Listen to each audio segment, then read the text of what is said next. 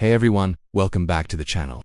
Today, we're diving into one of the wildest and, frankly, most bizarre stories in the Old Testament. We're talking about Micah and his idol from the book of Judges, chapter 17. This story is a perfect storm of theft, family drama, a cursed mother, and a whole lot of spiritual confusion.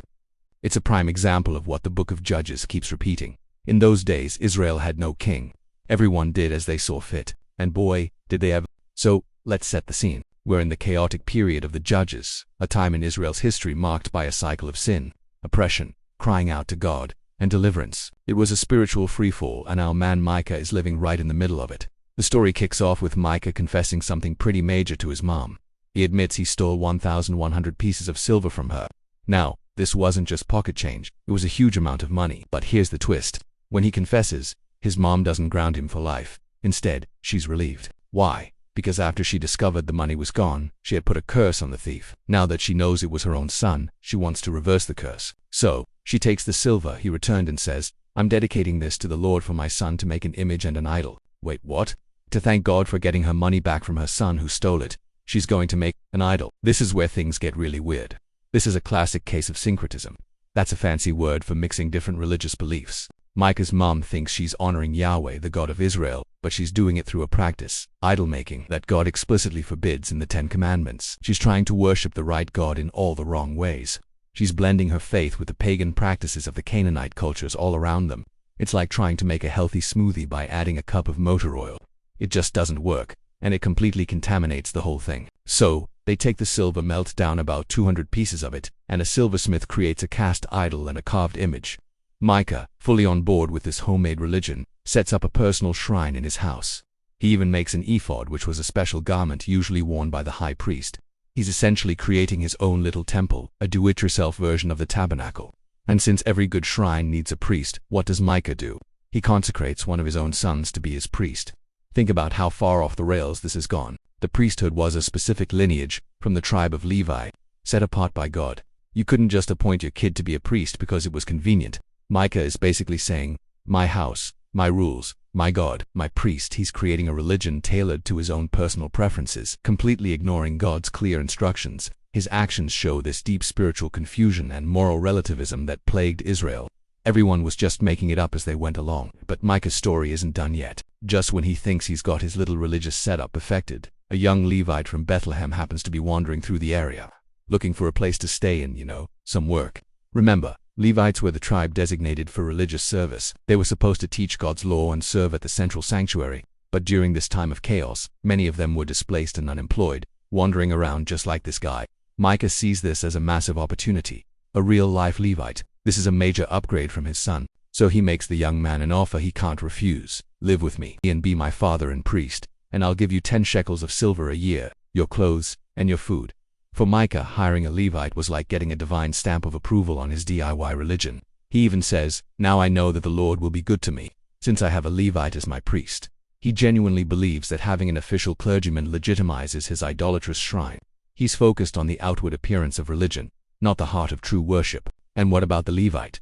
He should have known better.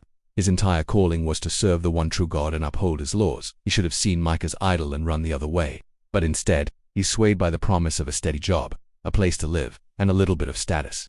He chooses personal gain and security over his sacred duty. His decision highlights the moral decay that had seeped into every corner of Israelite society, even among those who are supposed to be the spiritual guides. He prioritizes his own self-interest, compromising his calling to serve in a house full of idols.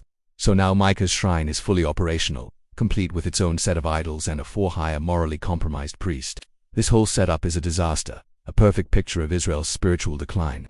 They've abandoned the centralized worship God commanded and have created their own convenient corrupt versions of faith. It's a powerful warning against blending true worship with cultural fads or personal preferences.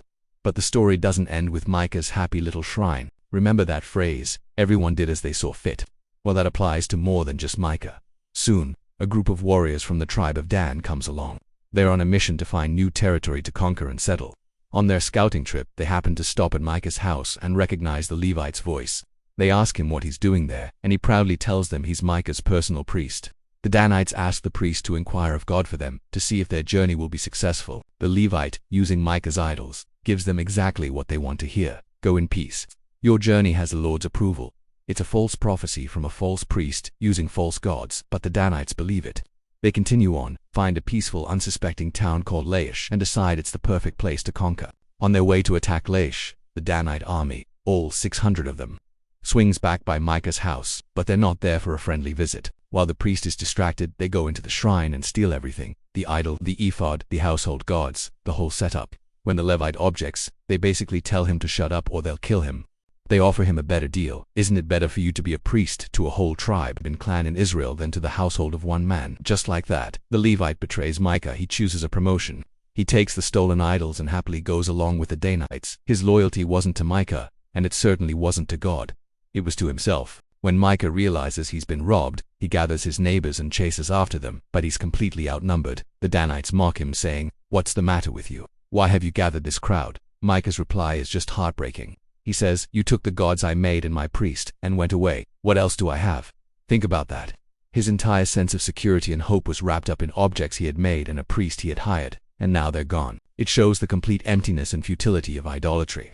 These gods couldn't even protect themselves from being stolen. Micah is left with nothing. The Danites go on to conquer Laish, rename it Dan, and what's the first thing they do? They set up Micah's stolen idols, and that opportunistic Levite. He and his descendants become the priests for the tribe of Dan, serving these idols for generations, all the way until the land went into captivity. Micah's personal private sin didn't stay private. It became a public, institutionalized, generational problem. His little homemade religion became the state religion for an entire tribe, leading them away from God for centuries. This story is a powerful lesson. It shows how easily personal sin can spiral into communal disaster. It reveals the dangers of syncretism, of trying to mix God's truth with the world's ideas.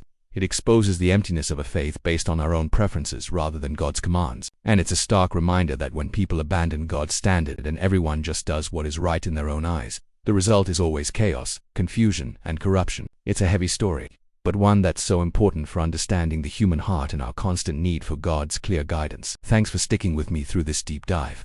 If you found this interesting, make sure to like, subscribe, and hit that bell so you don't miss our next video. See you next time, and God bless.